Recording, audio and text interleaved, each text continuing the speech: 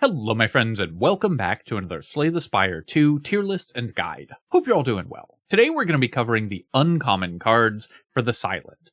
In part 1 of this video, I covered all of the starter and common cards for the character, so we're going to be continuing by ranking all of the uncommons, talking about their strengths and weaknesses, what types of decks they go in, and how to use these cards to best advantage. Uncommon cards are often what gives your deck direction. They're what we call signpost cards. So while common cards help your deck do what it's trying to do, uncommon cards will often tell you what it is that your deck is trying to do. So knowing which ones are worth heavily prioritizing and which ones are more situational is very important. I already talked about how we're rating the cards and the definitions of the tiers in part 1, so we're just going to get right into ranking. But before I do, I want to take a quick moment to say thank you so much to Erica Bibley for the $2 donation, NXS the Spectre for the $5, Tarantula for the $5, and Chattanooga Cthulhu and Ryan C for becoming channel members. Thank you so much, my friends. I really appreciate the support. It really means a lot to me. All right, let's talk uncommons. First up, Accuracy. Accuracy is a 1-cost power that reads, Shivs deal 4 additional damage, or when upgraded, your Shivs do 6 additional damage. This, of course, makes any Shiv deck that you're building significantly stronger, because it basically doubles the damage of all of your Shivs at base, and then increases even further.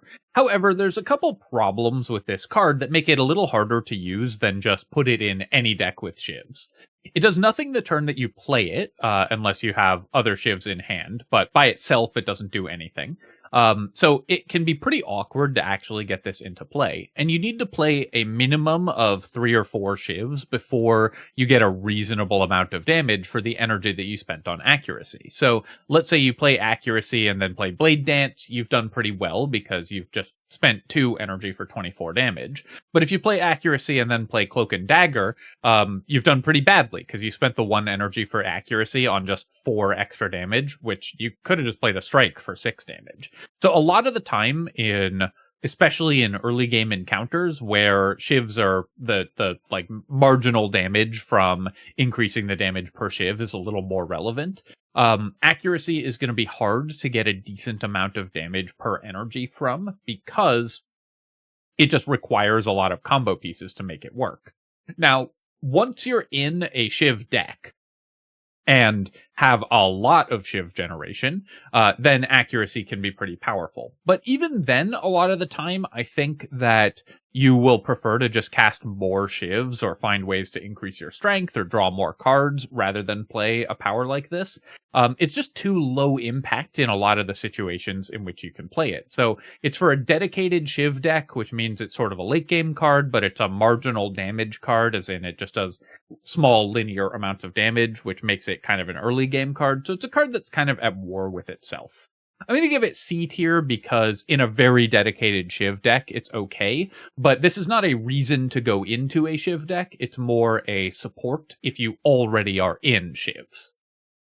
Next up, Acrobatics. Acrobatics is a 1-cost skill where you draw 3 cards and then discard a card, and when upgraded, you draw 4 cards and then discard a card. So at base, it's plus 1 card in hand, because you lose the Acrobatics, lose the card you discard, but draw 3, so you net 1 total card, or plus 2 cards in hand when upgraded. Acrobatics was moved from common to uncommon because when it was at common, this card had a pick rate and win rate, some absurd number, like 8% higher than the next best common in the entire game, because it's just so powerful to be able to cycle through your deck, and because of Sly as a mechanic, the fact that this costs an energy to draw cards often doesn't come up. The thing that holds pure card draw spells back in Slay the Spire is that they cost energy, meaning that you're not spending that energy on attacking or blocking, so it can often cost you health to play them. Acrobatics doesn't have that problem at all because you're usually going to be able to play a Haze or an Untouchable or a Reflex or something and just draw additional cards, generate energy, generate block for free when you play this card. And because it draws the cards before discarding, it makes it easier to find the cards that you want to discard to it. even if you don't have a lot of Sly cards in your deck, it's just a really powerful draw spell that just makes your deck significantly more efficient and or consistent rather. And the Silent already has a bunch of 0 cost cards and cards that are designed to improve your energy efficiency when you draw a lot of cards. So Acrobatics at uncommon is just as good as it was at common. It's going to show up less often, but you'll take it pretty much every time you see it. S tier. Backstab. Backstab is a 0-cost attack with innate, meaning that when you start an encounter, it always starts in your opening hand. Remember that as the Silent, you have a 7-card opening hand, so you'll still have 6 other cards in addition to Backstab. It does 11 damage and then exhausts, or when upgraded, does 15 damage. Innate is a pretty powerful mechanic, especially for cards that you want to set up on early turns, but Backstab isn't particularly a card that you need to play early. 11 damage is just as good later in the encounter as it is early. So innate doesn't really make this card significantly better or significantly worse. The main advantage of innate is that because you start with a 7-card hand on the Silent, you'll almost always have 3 other cards to play in addition to Backstab. So the fact that it costs 0 will be more relevant because it has innate. But it's not like playing like a Noxious Fumes on turn 1 where it's a massive advantage to get it out early. This card is very similar to a lot of the other just sort of 10-ish damage early game cards.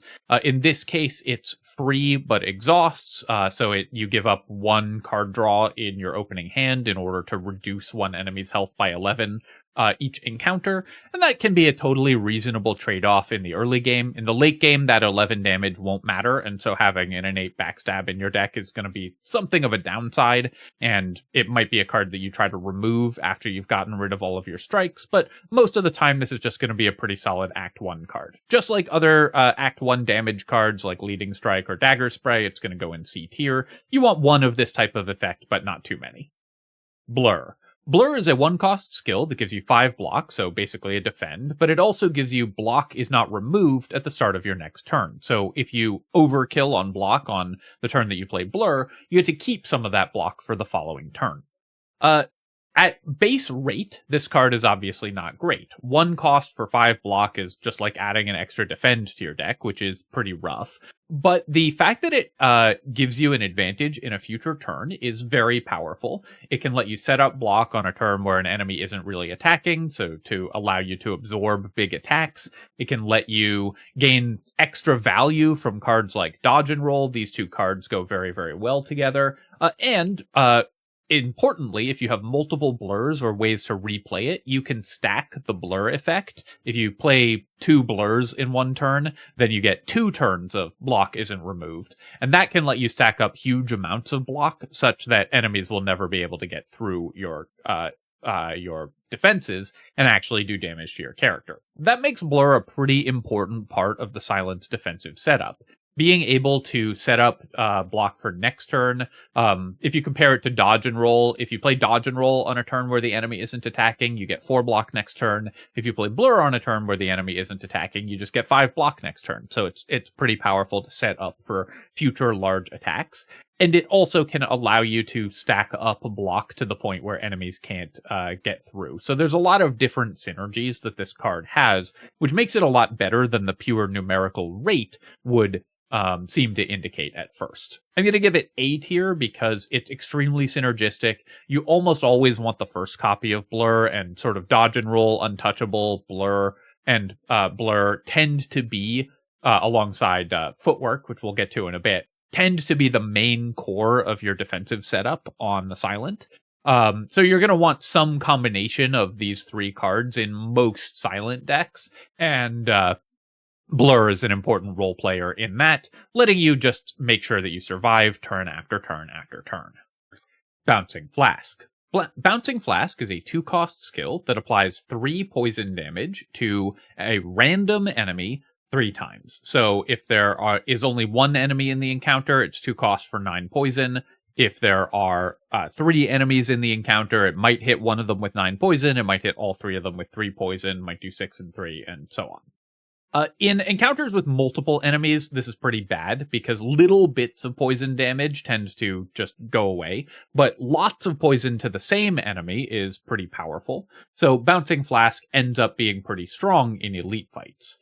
It's basically the same as Snakebite, where it's only good in elite and boss fights against one really strong enemy, but it's pretty solid there, and it's a little more poison, but without the flexibility of Retain, and it's a little worse in fights with multiple enemies, so I think that these two are very, very similar cards. I'm going to give it C tier for basically the same reason as Snakebite, having one of this type of effect to help you get through Act 1 elites and Act 1 bosses, and it's still relevant even into the late game is pretty good. I think that giving up 2 poison, or gaining 2 poison in exchange for losing Retain, makes these cards in practice actually very similar in power level. Bubble Bubble. Bubble Bubble is a 1-cost skill where if the enemy already has poison, it applies 9 poison, or 12 when upgraded. It does nothing if they're not already poisoned, so you can easily draw this card when no enemies are poisoned and just not be able to play it, and have effectively added a curse to your deck. But if you do get to play it, it's extremely efficient. 9 poison is the same amount as you get from Bouncing Flask, but it's all guaranteed to go on the same enemy, which is good, and it only costs 1 energy instead of 2, which is obviously extremely powerful. So Bubble Bubble is very good if you have a lot of reliable ways to apply poison. Typically, the best way to do that is with Noxious Fumes, which applies poison every turn, so it just guarantees that the enemy that you want poisoned will be poisoned. But Bubble Bubble alongside pretty much any 2 other poison cards, something like Deadly Poison plus Poison Stab, or Deadly Poison and Snakebite, is a totally reasonable way to stack up a ton of damage and be able to kill bosses. Because this card only works if you already have sufficient poison in your deck, I'm going to give it C tier, because generally if you see it before you see other poison, you need to skip it. But if it shows up after you've already gotten a Noxious Fumes or a Deadly Poison and a Poison Stab or a couple other cards, Bubble Bubble becomes a very efficient boss killer and becomes one of the best ways to kill elites. 1 cost for 9 poison is often an absurd amount of damage. I mean, that's 17 damage over 2 turns. Even before you count the fact that it's locking in additional damage from previous poison cards, as I discussed when I talked about Deadly Poison. So this ends up being an extremely energy and card efficient source of damage if you can support it. You almost never want more than 1, even if you have other poison cards, so I think C tier is still fair, but I could easily see bumping this up to B tier because it's so powerful when it works. Calculated Gamble. Calculated Gamble is a 0-cost skill that has you discard your hand and then draw that many cards. So you're going to end up with 1 fewer card in your hand than you had before you played Calculated Gamble, because you play the card first, discard all the remaining cards, and then draw that many cards. Then it exhausts. When upgraded, it has Retain, so it'll stay in your hand until you want that effect and can play it. Just like with Prepared, a 0-cost card that cycles through your deck is extremely powerful. It can be a little harder to arrange a good turn to play it on than Prepared, because you need to have a few cards in your hand that you don't want to play in order to cycle it. But obviously it's extremely strong on the turns where you do, and it can easily play multiple Sly cards, because Calculated Gamble will play every Sly card in your deck. The downside compared to Prepare is that you need to have those Sly cards in your hand already. You can't draw into them and then discard them afterwards. But Calculated Gamble can cycle through your deck really, really fast, helping you to get your combos online, helping you to find your powers to set those up early. It's a free card, so it counts for cards like After Image that care about whenever you play a card, and it can play a bunch of Sly cards for free. Drawing cards and discarding cards is the most important thing for the Silent to do, and Calculated Gamble is just one of the most energy and card efficient ways in the game to do that. It's overall one of, again, the sort of strongest cards in the game at large. Even if you don't end up playing it on most turns where you draw it, having this effect in your deck to reset your hand if you draw a bad hand gives you just a lot of flexibility as well. And since the Silent is a character that wants to set up combinations of specific cards, being able to search for those cards more easily, incredibly strong. S tier for Calculated Gamble. Dash. Dash is a 2-cost attack that does 10 damage and gives you 10 block. and when upgraded, does 13 damage and gives you 13 block. This is seems on the face of it like an okay rate. You spend 2 energy and you basically get 2 defends and 1.5 strikes. So it's sort of like getting 3 energy for the price of 2.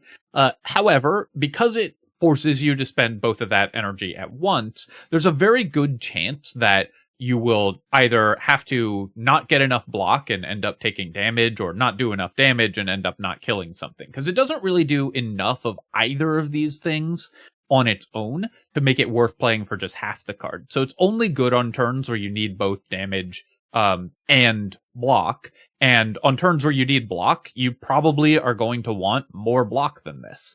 Adding this card to your deck, I think, is just going to lead to you drawing it on awkward turns way too frequently, where you're only getting half of the value of the card. And when you're only getting half of the value of this card, it is always pretty awkward.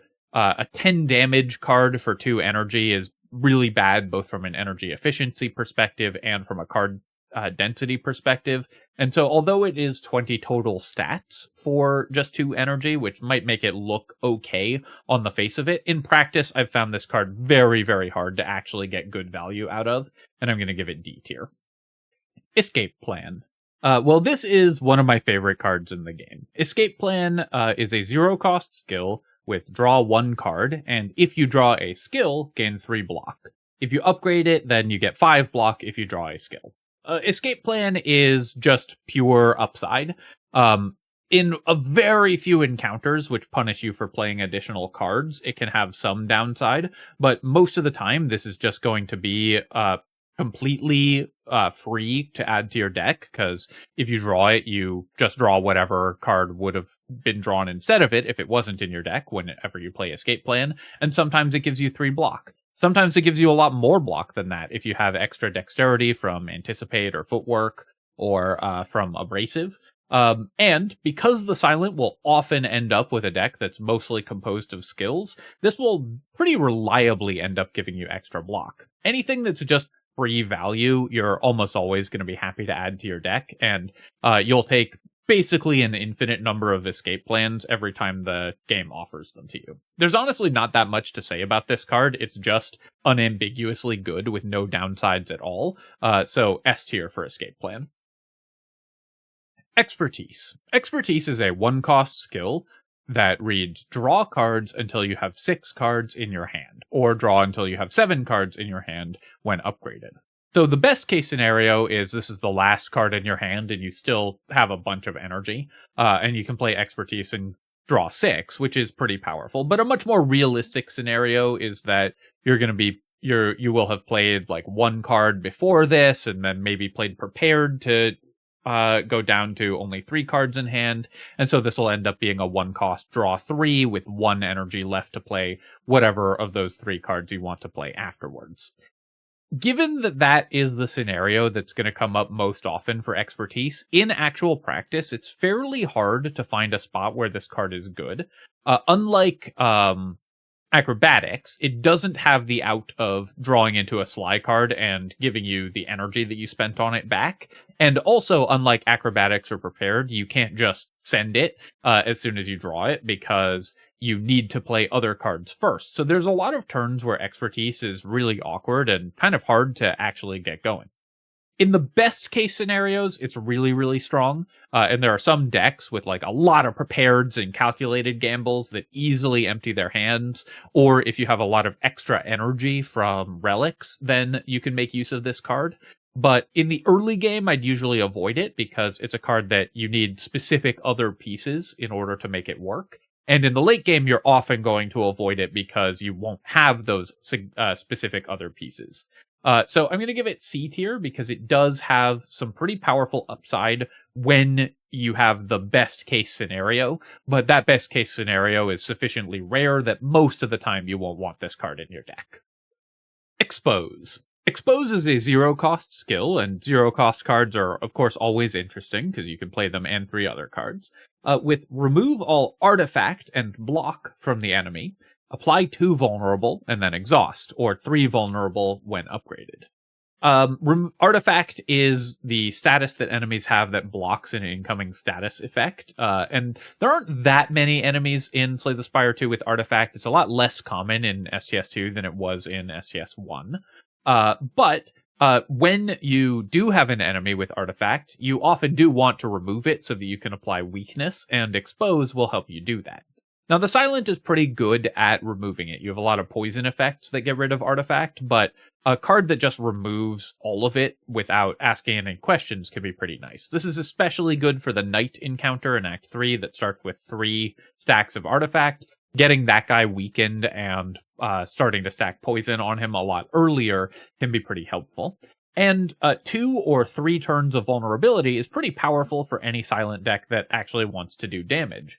Vulnerable is a pretty powerful effect. It's not as good for the Silent as it is for characters that will typically do more direct damage attacks like the Regent or the Ironclad. But it is still very powerful, very, very good if you have a Shiv deck, very good if you're reliant on cards like Pinpoint and Ricochet or Flick Flack to do damage. So the vulnerable effect from Expose can be pretty helpful. The downside is that when you draw this card against an enemy that doesn't have Artifact, or in a deck that isn't doing a lot of attacks or doesn't have its attacks available in the next couple turns, it can do nothing. But the opportunity cost to put this in your deck is low enough that I think it is still often worth it, because it's a 0-cost card. If it's bad in a given encounter, you can just exhaust it. So I'm going to give it B tier. You'll almost never, I think, want more than one of these, because you will rarely need to remove Artifact from multiple enemies in an encounter, and you'll often have other ways to do that just fine.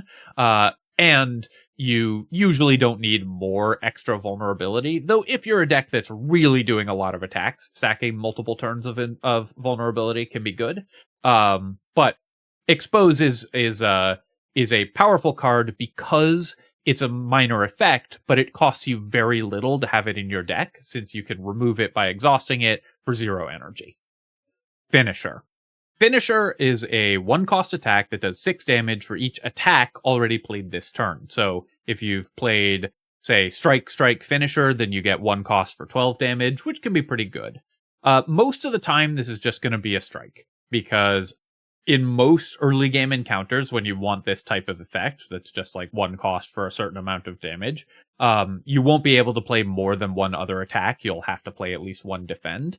And so a lot of the time, this is just going to be a Strike. On turns where you need to block, this is useless, because if you need to play defend, strike, this is just worse than having a Strike in your deck. So there are just a lot of failure cases for Finisher that makes it very awkward. Now, it does have tremendous ceiling. If you've played 200 Shivs that turn, then Finisher can hit for an enormous amount of damage. But if you're getting a turn where you're playing, 5+ Shivs already, then that turn's already good. So putting a card in your deck that only works in the case that things are already going well, it's what's called a win more card, is generally a pretty bad idea in this type of game, and it's no exception for Finisher.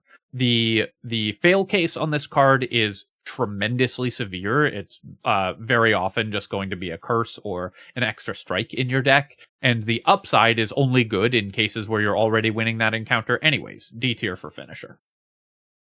I'm skipping one card, Flanking, here, which is an uncommon that only works in multiplayer. I'm only considering single player cards. So the next card we're going to talk about is Flechettes. And Flechette is a 1-cost attack that does 5 damage for each skill in your hand, or 7 damage when upgraded. This is usually going to be a 1-cost 15 damage card in most of the time that you play it, which is pretty good overall. But obviously it has a higher ceiling than that. If you've drawn a lot of cards in a turn, you can easily have it be 1 cost for 20 or 25 damage. And if you have a deck that's mostly skills and you draw this on your first turn, when you have 7 cards in hand, there's a pretty solid chance that you get to deal 25 damage with it on the first turn, which is obviously pretty good. But also it has a really low floor, where if you draw it alongside a bunch of other attacks and curses and status effects, then it does absolutely nothing. It's very similar to Follow Through, in that Follow Through wants you to have at least 5 other cards in your hand. Flechettes, in order to be good, probably wants you to have at least 5 other cards in your hand, but it's a little more reliable because the sort of normal failure case on Flechettes is 1 cost for 10 damage, which is a lot better than 1 for 7. And the upside is also higher because you will often get 20 damage out of this rather than the 14 that follow through does. It's similarly, I think, unreliable and not a card that I personally like. So I will say I'm a little biased about this card because I really dislike cards that can be just dead when you draw them. But the upside is high enough and it works well enough with draw spells, and it's okay enough in the early game that I'm going to give it C rather than D tier, comparing it to follow through. I think it still has enough of an advantage over that card that it's often still worth taking as your kind of tempo early game damage card, or in a deck with only skills and a lot of card draw, you can take it as a burst damage card in the end game. Footwork. Footwork is the card that I've probably mentioned the most while talking about all of the other cards in the game, because it synergizes with so much of what the Silent is trying to do. It's a 1-cost power that gives you 2 dexterity, or when upgraded, gives you 3 dexterity, increasing all block that you generate for the rest of the encounter by that amount. This makes it one of the best defensive cards in the entire game, especially because the Silent has a lot of ways to get extra value from dexterity with cards like Dodge and Roll, with cards like Blur that can give you additional block over future turns, or double dip on the block with Dodge and Roll, and because the Silent has relatively easy weakness application, which makes block more efficient for this character, so dexterity is even better. Footwork is therefore what I would consider one of the core or pillar cards to the Silent. It is very, very rare that you won't want this card in your deck, because not only is it incredibly strong just on the face of it, it also synergizes with exactly what your plan is, with cards like Dodge and Roll and Deflect and everything, getting tremendous value out of having Footwork in your deck. There's lots of runs where Footwork is the difference between winning and losing. There's lots of encounters where drawing Footwork early just trivializes the encounter, because it makes every draw in your deck better as well. Being able to play this card and just turn every defend in your deck into a real card just means that your draws become significantly less subject to variance as well, and you are much more able to survive otherwise difficult encounters because Footwork is so powerful. S tier, it is very, very rare that you're going to skip on this card. It's also one of the most important cards to upgrade at campsites, so it's one of the ones you're almost always going to spend upgrades on alongside cards like Neutralize and Prepared. This is one of the key cards for this character. Hand Trick. Hand Trick is a 1-cost skill where you gain 7 block or 10 when upgraded, and add Sly to a skill in your hand this turn. So it has to be a skill, and it only lasts for 1 turn, but you get to add the Sly keyword to another skill you have in your hand. That means that then, if you discard that other skill, you get to play it for free. This sounds really good on the face of it. Basically, everything that says Sly for the Silent is at least pretty good overall, but Hand Trick is a little more awkward to play than any other Sly card for a couple reasons. One, it has to be a skill, and while that's going to be the most common card type in most Silent decks, that is a real restriction. And 2, unlike other Sly cards, you need to have Hand Trick in your hand and play it before you play Acrobatics or Prepared. Another Sly card, like, say, Flask, you can have on top of your deck, draw into with Prepared, and then play. So when you just send Prepared into the void with no Sly cards in hand, you can still sometimes get Sly value out of it. Hand Trick doesn't have that option. If you draw into it, you won't have played it, so nothing will have Sly. And then you either have to discard the Hand Trick or discard something else, which might be the card you wanted to give Sly, and you won't have a discard card for it anyways. The fact that it gives 7 block is fine, but that's still on the low end for a blocking card to add to your deck. Even on the Silent, which gets extra value from small blocking cards, this is still a little bit on the weaker side. And you're already probably adding some cards that give small amounts of block, like Backflip, Dodge and Roll, and Blur to your deck. So there's only so much room for cards that give block and are kind of bad on rate, and these ones all have better effects. So Hand Trick, although it looks pretty powerful, and there are definitely strong things you can do with it in a deck that has lots of discard, or has really expensive skills that you want to play. In practice, I think it's very hard to find this card in a spot where it's playable and actually get real value out of it. I'm going to give it C tier because, again, there are some decks that can make good use of it.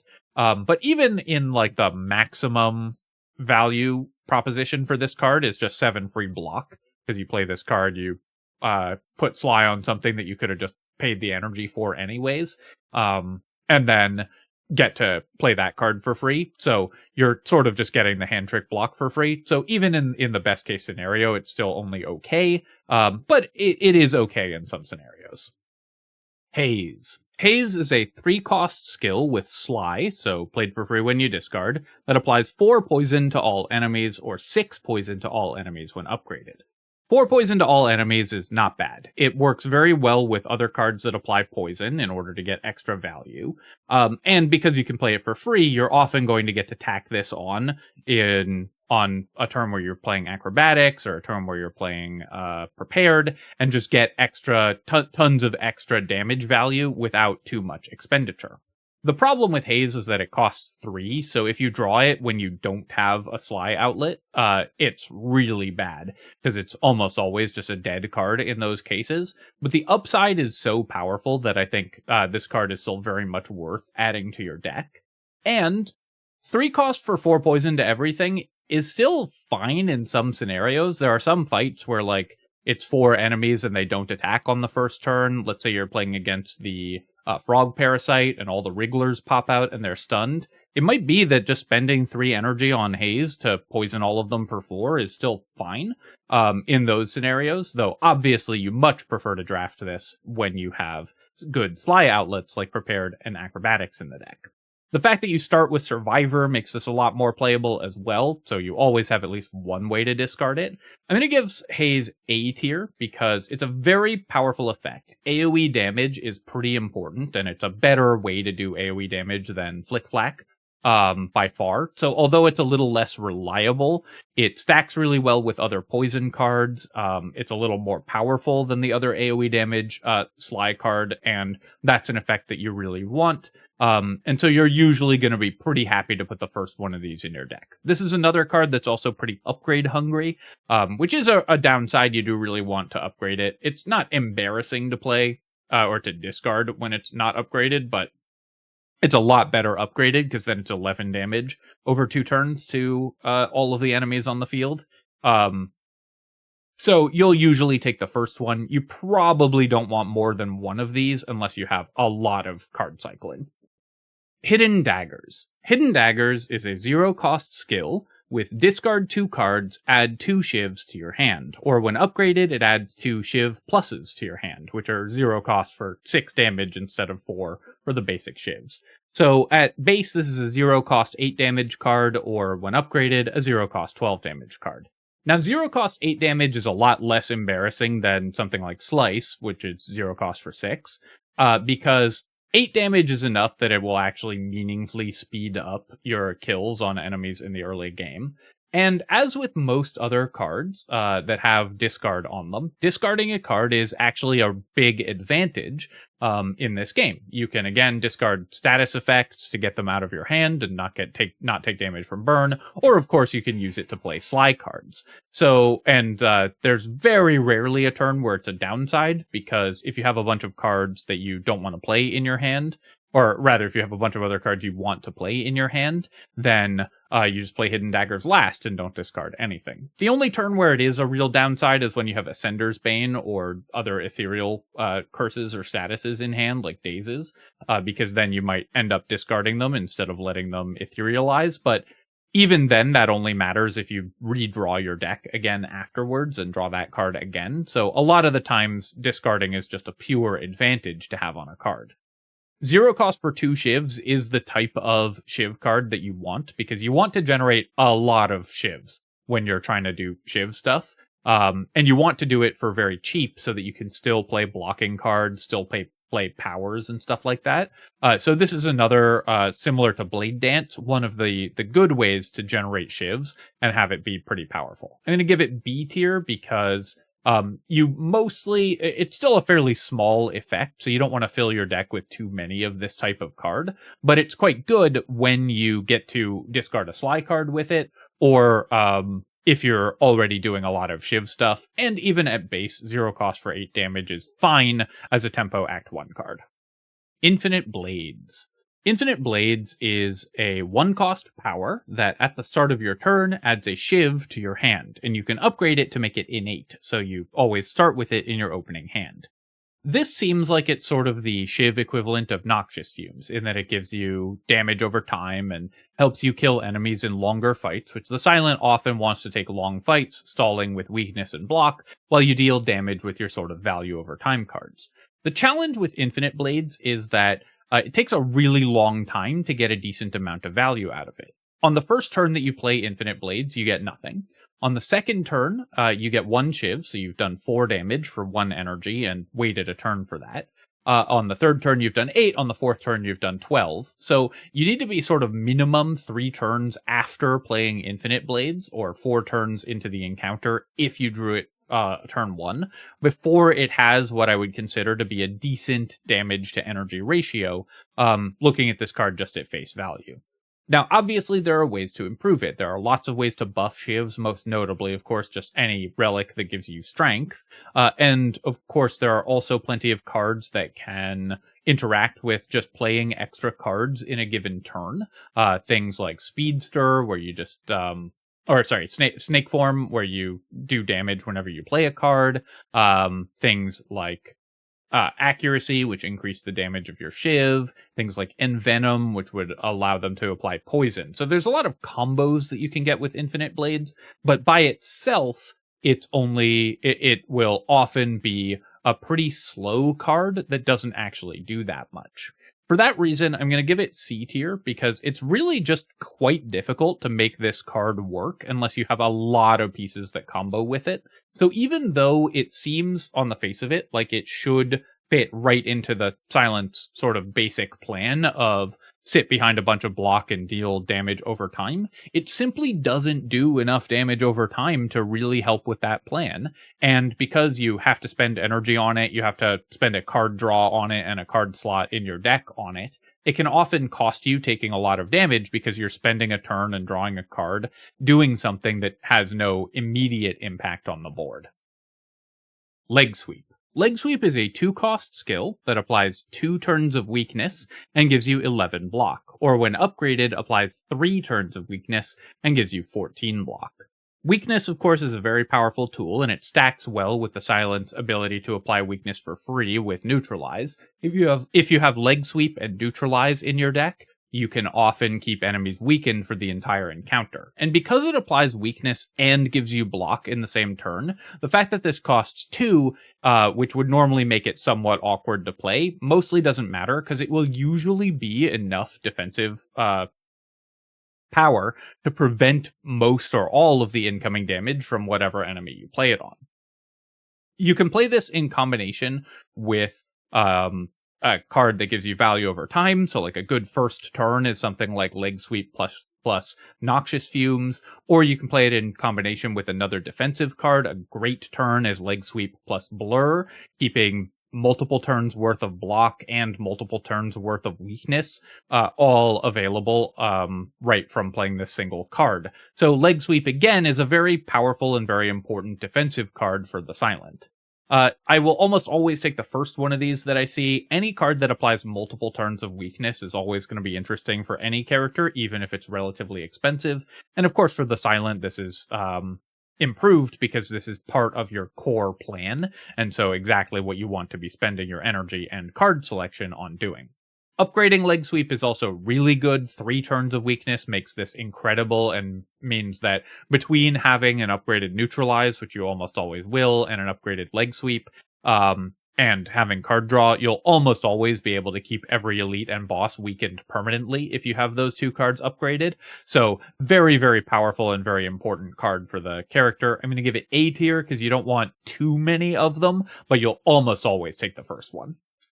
Memento Mori. Memento Mori is a 1-cost attack that deals 9 damage and 4 extra damage for each card discarded this turn. When upgraded, it deals 5 extra damage for each card discarded. This is another just sort of strike plus. It's 1 cost for 9 damage with the potential to do a little bit more damage most of the time. That can potentially grow into the end game a little bit if you have a lot of prepareds and calculated gambles. You can end up with this being 1 cost for like 20 damage or something. But most of the time, this is just another card that sits in the Act 1 tempo space, where you're taking it because it's 1 cost for 9 damage, so right at the beginning, if you're offered it on floor 1 or 2, it increases the damage density of your deck. It can sometimes spike 13 damage for 1 cost, which is quite good in the first couple floors if you draw Survivor alongside it, and it has some synergy with other discarding cards later on. C tier, you, again, never really want more than 1 of this type of effect in your deck, 1 or 2. But this is an okay one, and you'll take, similar to Dagger Spray or Leading Strike, whatever, you'll take whichever one of this type of card shows up first in most runs, and then might build a little bit around maintaining its value into the late game, but this doesn't do enough damage and isn't reliable enough to be like a huge finisher unless your deck is already going infinite or broken in some way. So it's just an early game card and an okay one. Mirage. Mirage is a 1-cost skill that gives you block equal to the poison on all enemies and then exhausts, or for 0 cost, or when upgraded it costs 0 and does the same thing. Mirage is a purely defensive card and an unreliable one. In a deck with a lot of poison, then you might get a ton of block from this card, but there's also plenty of times where you're going to draw it in your first hand and not have applied a lot of poison already, or where you'll draw it in an awkward order, or where you draw it on a turn where, enemies aren't attacking. A purely defensive, and then, you've had a dead card in your hand on turn 1, and then a dead card in your hand later because it's a purely defensive card. A card that just gives block, you want to be reliable. You do not want cards that just defend you to sometimes not work, because then if you draw them and they don't work, you die. So this card conceptually is very difficult, even though you can end up with a lot of block later in the fight. By that point, the enemy has a lot of poison, so they're going to die in a few turns anyways, and you've probably stacked up a bunch of weakness and stuff. It's a very rare deck that can make a good use of this card. D tier. Noxious Fumes. Noxious Fumes is a 1-cost power that at the start of your turn adds 2 poison to all enemies, or when upgraded, adds 3 poison to all enemies. So I just talked about Infinite Blades and how that's a card that doesn't do anything on the turn that you play it, and then takes a long time to ramp up to having done a decent amount of damage. So you might think for the same reason, because those things do apply to Noxious Fumes, that I wouldn't like this card either. However, Noxious Fumes does what Infinite Blades wants to do, and it does it extremely well. It's AoE damage, so it works even on encounters where there's lots of enemies, whereas the shiv that you get only obviously can't be split across multiple enemies. The damage goes through block, and it synergizes incredibly well with other poison cards.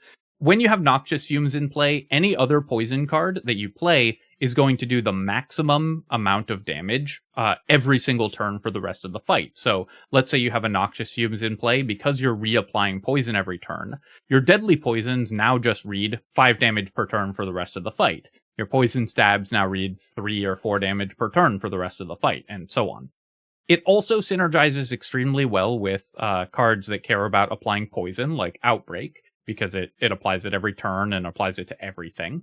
And even just at base, just playing this card on an early turn and then sitting back behind a bunch of block and maybe one other poison card is a very easy way to win a lot of the most difficult encounters in the game, and one of the most consistent strategies for the Silent. It's very important to upgrade this card, because at base you play it, and then next turn it does 2 damage, and then the turn after that it does 3, and then 4, and then 5, and then so on.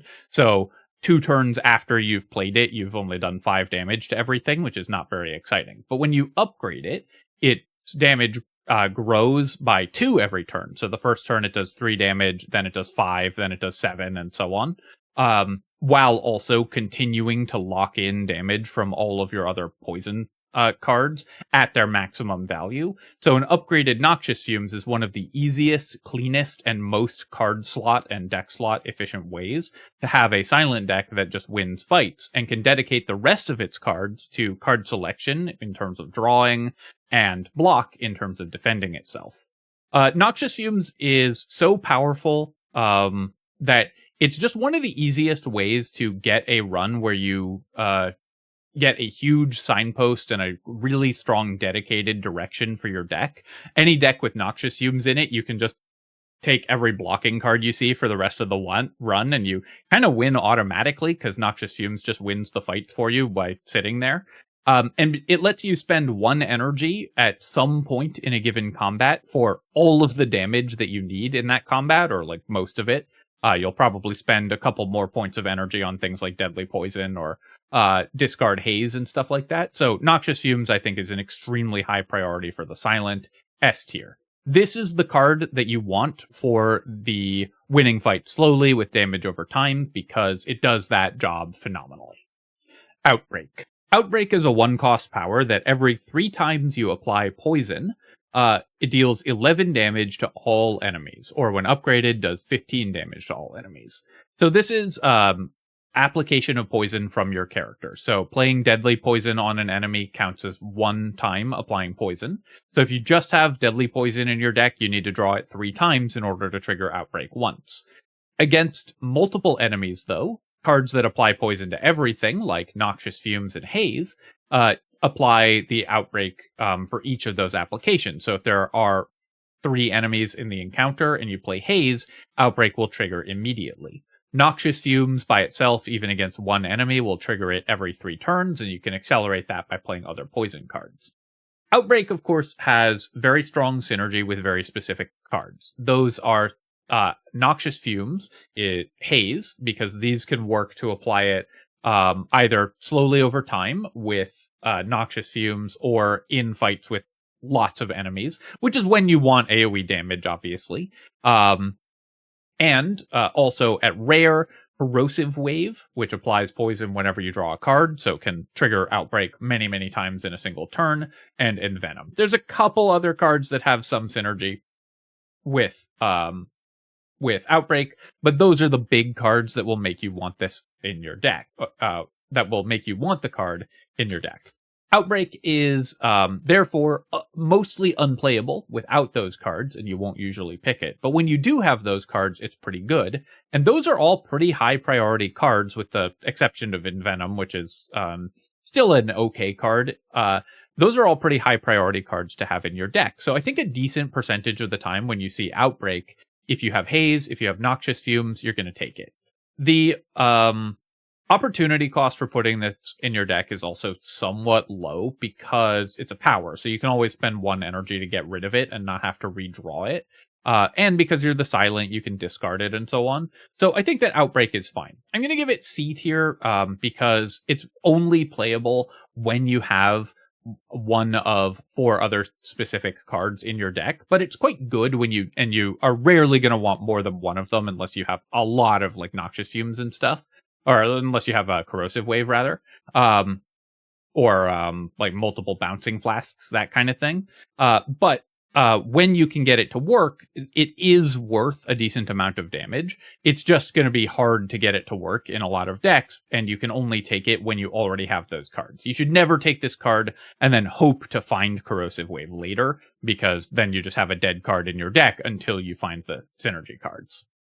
Phantom Blades. Phantom Blades is a 1-cost power that says shivs have retain, so they stay in your hand if they are in your hand at the end of the turn, and the first shiv you play each turn deals 9 extra damage. So if you're playing a shiv every turn, say you have infinite blades in play as well, then this is just a 9 damage per turn power. If you aren't playing a shiv every turn, then this card is obviously significantly worse, but because it gives your shivs retain, you can often arrange to be playing them every turn after you play a shiv card. So say you play Phantom Blades, then you play Blade Dance. Now for the next 3 turns, you have shivs that you can play each turn.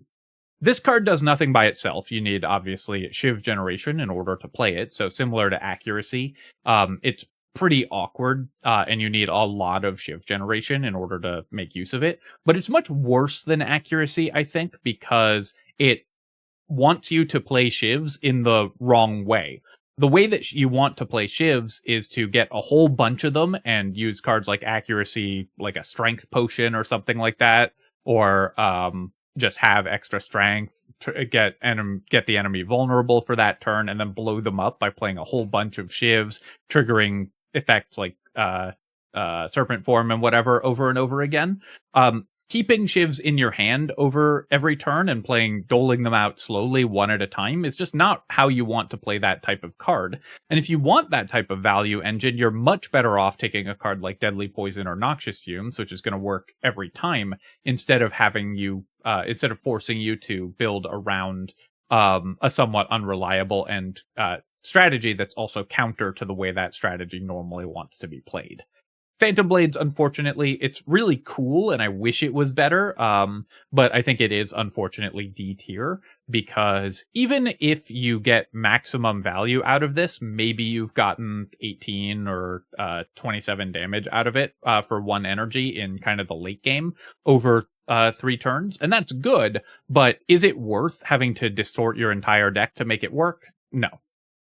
Pounce. Pounce is a 2-cost attack that deals 12 damage, and the next skill you play after playing it costs 0. You get to keep this effect for multiple turns, so if you don't play a skill that turn, you can keep the Pounce effect for a future turn, and play a free skill later on. When upgraded, it does 18 damage. This looks pretty good at first glance, because discounts are often pretty powerful, and you might think, well, we can get an energy discount by playing a 3-cost skill, but a lot of the Silent's best 2 and 3-cost skills have Sly, so there's other ways to get energy discounts on them, which makes Pounce a little bit awkward. A lot of the time, this is going to be a very similar card to Dash, where you end up spending 2 for 12 damage, and then you play maybe Survivor for 8 block, and that's fine. And is a little bit better than Dash because it has higher upside. But a lot of the time, the actual value that you get out of this card, a higher upside, and you can split up the skill play and the damage over multiple turns, which gives you more flexibility in how you use it. But the actual effect of this card is often not going to be extremely impactful. The kind of realistic best case scenario is you play Pounce and then you play a free leg sweep or a free bouncing flask off of it. And those are both really strong scenarios. So if you have that type of card in your deck, you may be a little more interested in taking Pounce. And it's also an okay card to put in your deck in the early game. But it's not a card that you're going to want a lot of, because at the end of the day, you're still just spending 2 energy for 12 damage, which is just not a great ratio. C tier for Pounce. Early game card, maybe you want one of them, some synergy, otherwise you don't want it. Precise Cut. Precise Cut is a 0-cost attack that does 13 damage. The image here is broken, but it does 16 when upgraded, so 13 when non-upgraded, 16 when upgraded, and does 2 less damage for each other card in your hand. So let's imagine that you draw this as part of a hand of 5. You spend 3 energy playing 3 other cards, and then you play Precise Cut. It's 0 cost for 11 damage. If you draw it on your first turn as the Silent, when you have 7 cards in your hand, you spend 3 energy down to 3 other cards in hand. It's still 0 cost for 7 damage, which is still not great. Obviously, that's only 1 better than Slice, but is that 1 damage does make it even significant amount more attractive than Slice, and the fact that you can pretty frequently get 0 cost for 11 damage out of it is really good. It also synergizes with Survivor, because if you draw it as part of a 5-card hand with Survivor, you can discard the last other card, play 3 cards, the third one is Survivor, you discard your 4th card, and then you play Precise Cut. You get 0 cost for 13 damage. Upgrading it, not that efficient. Going up by +3 damage is not particularly powerful, but this is a really strong early game tempo card. And even in the sort of fail case, it still is better than Slice almost all of the time, which obviously is a very weak card, but this is still a totally reasonable card to put in your deck. It's actually, I think, quite a bit better than Backstab in the because it's not innate, which I think innate is actually kind of a downside for Backstab to have, because it makes it harder to draw your important turn 1 cards. But Precise Cut being able to be drawn at any point is still a totally reasonable card. I'm going to give it B tier, because you, again, don't want too many of this type of effect in your deck. Obviously, you almost never want this in multiples, because they'll run into each other, and then one of them will be losing damage from the other one being in your hand. But you're usually fairly happy to have the first one of these if you don't have too many other damage cards, and it's one of the better early game tempo damage cards, and remains okay damage even into the late game. Predator. Predator is 2 cost for 15 damage, and next turn you draw 2 cards. Now, card draw is pretty good with 20 damage when upgraded. Now, card draw is pretty good on the silent, but you really want to draw cards this turn so that you can find cards to discard with your sly cards. And this is also a pretty inefficient way to draw cards. I mean, compare it to Backflip, which is only as high as it is because Acrobatics isn't available as often as it used to be. And Backflip is 1 cost to draw 2 cards. Predator is 1 cost to draw 2 cards immediately, which is better. Predator is 2 cost, and you don't draw the 2 cards until later. 2 cost for 15 damage is also a pretty bad damage ratio. It's, 7.5 damage per energy, which is pretty bad, especially because you're forced to spend both at once. This card just doesn't do enough to justify putting it in your deck. D tier. Reflex. Reflex is a 3 cost skill with Sly, where you draw 2 cards, or draw 3 cards when upgraded. Now, obviously, 3 cost for draw 2 cards is unplayable. You're never going to play this card for full value, so you can only put it in your deck if you have good Sly outlets. But even just having Survivor in your deck, having Reflex available is pretty powerful. And of course, as soon as you get other Sly outlets, obviously Prepared being the best one because it makes it card positive instead of card negative, but any other Sly out, and similarly with Calculated Gamble, any other Sly outlet is really good with Reflex as well. This lets you chain through your Sly cards, find your best cards, and this is a combo-oriented character. You want to synergize your cards together in order to get the most value out of them. So drawing a bunch of cards is obviously a really powerful way to do that. Reflex you will sometimes skip in the early game if you don't have discard outlets.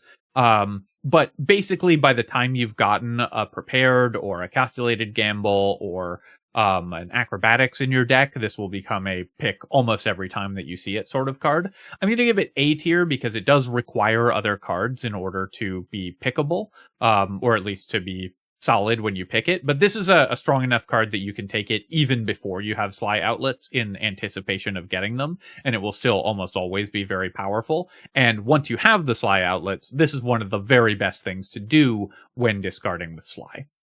Next up, Skewer. So Skewer is the first X card that we've talked about. It's a 0 cost attack, but it's actually an X cost, meaning that it's going to spend all of your remaining energy and get an effect per energy remaining. In this case, 8 damage X times over, where X is your remaining energy. So you have 3 energy when you play this, you get 24 damage. If you have 1 energy when you play it, you get 8 damage. When upgraded, it does 11 damage per tick.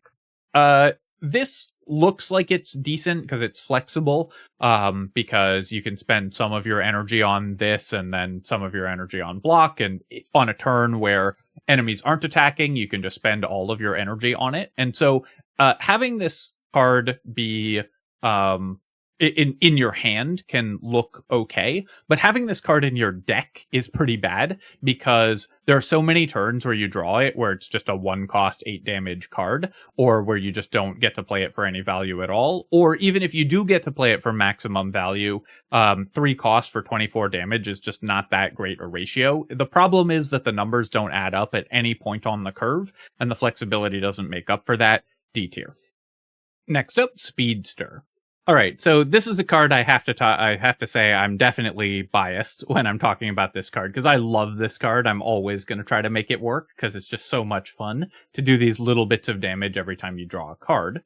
But I also think that this card is a little better than I think many people give it credit for. I think it is often seen as very weak, but it ends up being better than it might look. It's a 2-cost power with whenever you draw a card during your turn, deal 2 damage to all enemies, or when upgraded, it becomes innate, so it starts in your hand. The upgrade isn't that important. There are some decks that might want to upgrade Speedster to start it in your hand if you have a lot of starting energy, but usually you'll just have, like if you have the Act 2 starting relic, I'm blanking on the name, Very Hot Coffee, that gives you 4 energy on the first turn, then making Speedster innate can be okay, or Very Hot Cocoa, then making Speedster innate can be okay, but otherwise you're probably never upgrading this card, and it's good to have cards that you don't really want to upgrade, because then you can spend your upgrades on other stuff.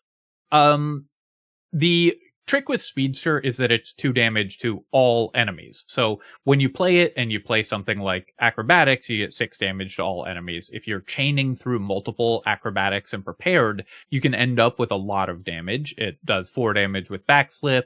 It does 2 damage with Escape Plan. So there's a lot of 0-cost ways to trigger this. So even though you have to spend 2 up front in order to get it into play, which is a really severe cost, once it's actually in play, it just continuously gives you value with stuff that you were already going to be doing. In other words, just playing card draw spells, which is what the Silent wants to do.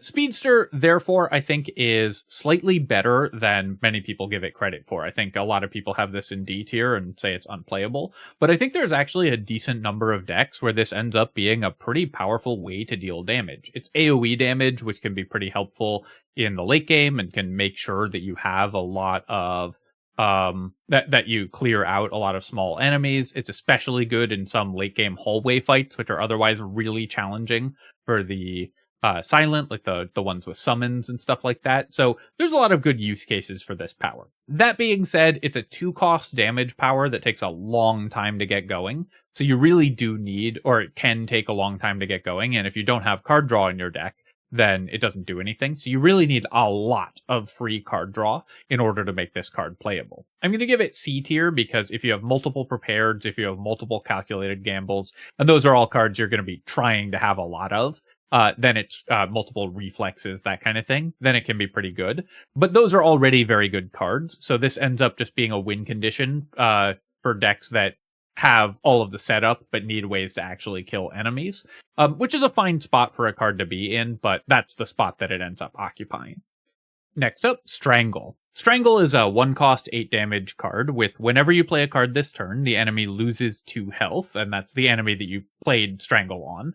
Or when upgraded, it does 10 damage, and whenever you play a card, they lose 3 health. This, at base, is going to be 1 cost for 12 damage, which is not bad. That's sort of the basic breakpoint for a decent early game damage card. And when upgraded, it's going to be 1 cost for 16 damage, not counting any free card plays that you might have, which is, again, fairly solid for an upgraded early game damage card. Where this card gets better is when you have any free cards in your deck, which you start with Neutralize, so there's a reasonable chance that you're going to be able to play 3 other cards after playing Strangle and get 14 damage from it, even right from the beginning of the game.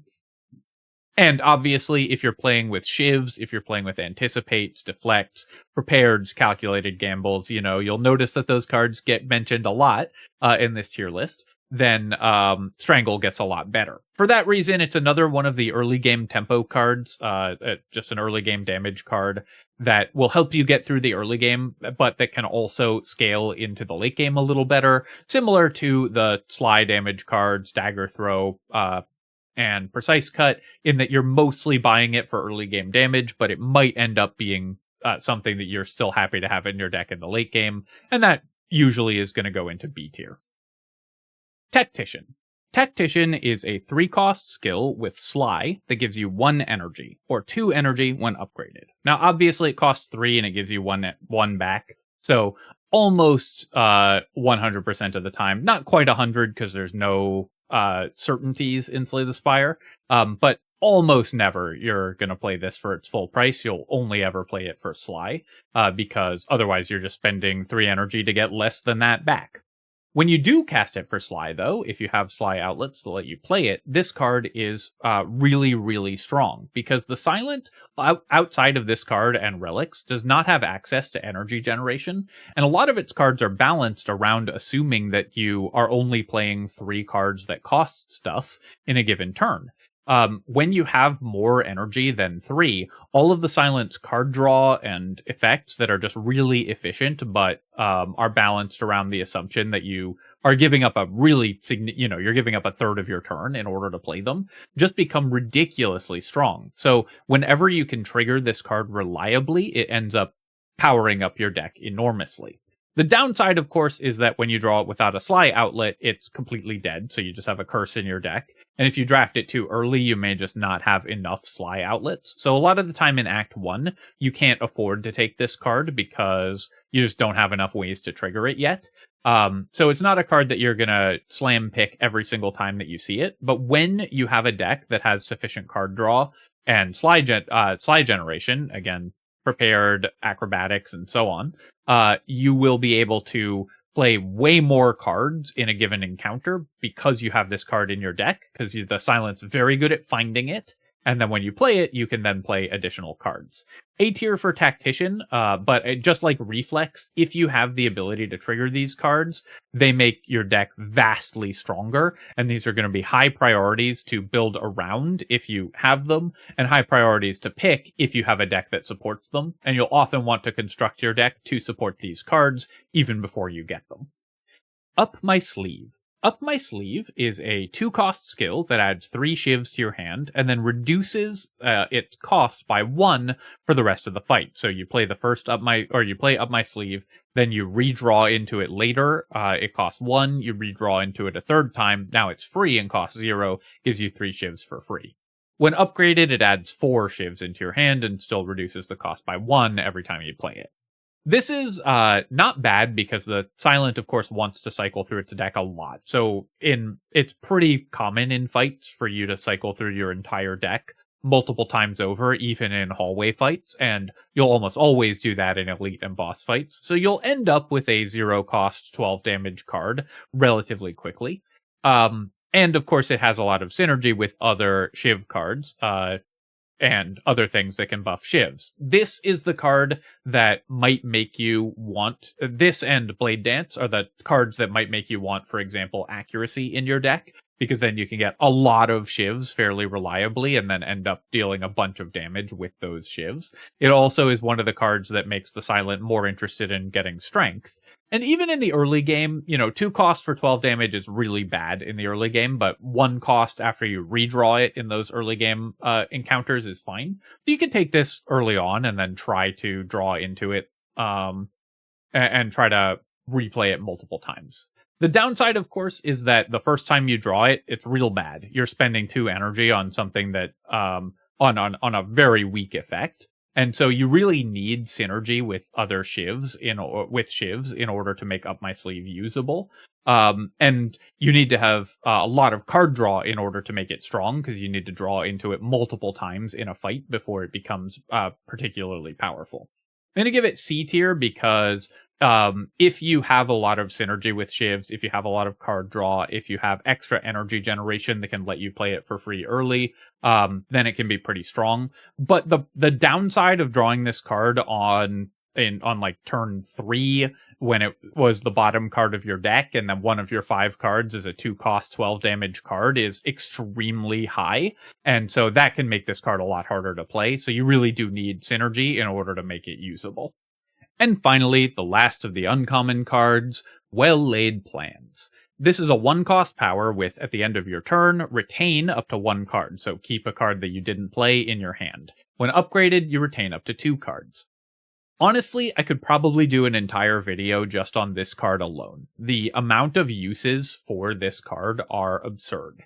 It lets you set up by keeping your Sly outlets for when you draw your Sly cards, or keeping your Sly cards for when you draw your Sly outlets. It lets you set up for making sure that you have weakness on a turn when an enemy is attacking, making sure that you have block on a turn when an enemy is attacking, making sure that you have played your powers before you play your cards that trigger off of those powers. It also, just at base, is every turn after you play it, draw an extra card every turn, which is absurdly strong. And when upgraded, draw 2 extra cards every turn, which is ridiculously strong.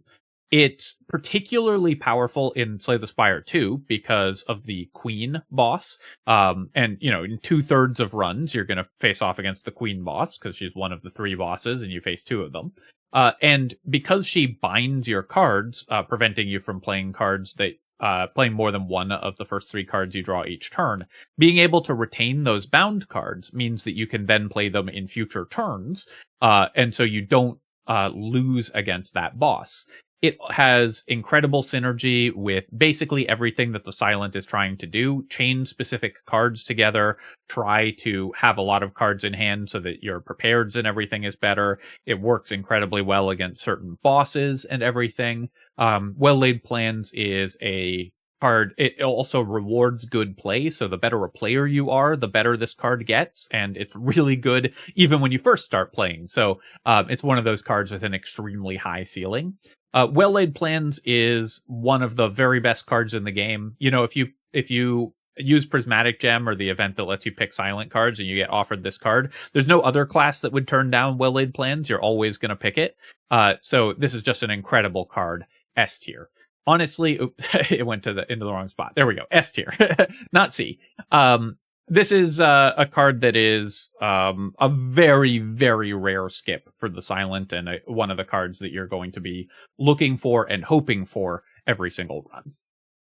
All right, my friends, I hope that you've enjoyed this look at the uncommon cards for the Silent. Of course, I will be back looking at the rare and ancient cards in a future edition of this tier list. Looking at the uncommon cards overall, you can see why I think the Silent is generally the most powerful class in the current version of the game. Your uncommon cards, which you'll get a decent number of in a given game, it's not like rares where you only get a few of them. You can reliably get many of the best uncommon cards in a given run. Your uncommon cards are just such incredibly high quality. Even the ones that are at lower tiers are often extremely strong. I mean, even the cards that I put in C or D tier many of them are quite good in decks that support them.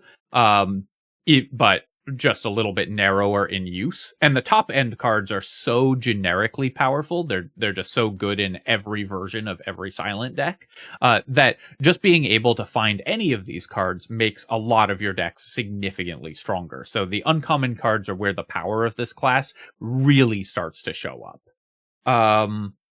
As always, of course, if you think that there are cards that I've put in the wrong tier, especially if you think that there are cards I've underrated, I'm very interested in hearing about uses of cards that I might not have considered. Please feel free to leave a comment below. I am very open to moving things around. If you're familiar with my tier list for other games, I've often adjusted them based on feedback from people in the comments, so we will continue to do that. I'm recording this before I've posted the Commons tier list, so I haven't had time to see everyone's comments about that one, but as we continue on, I will adjust this tier list based on everyone's feedback. As always, of course, if you've enjoyed the video, then feel free to leave a comment and hit the like button. Helps me out with the algorithm, so I appreciate you taking the time to do that. And of course, you can subscribe to my channel for more Slay the Spire 2 and other strategy game analysis. Cheers, folks. I'll catch you next time.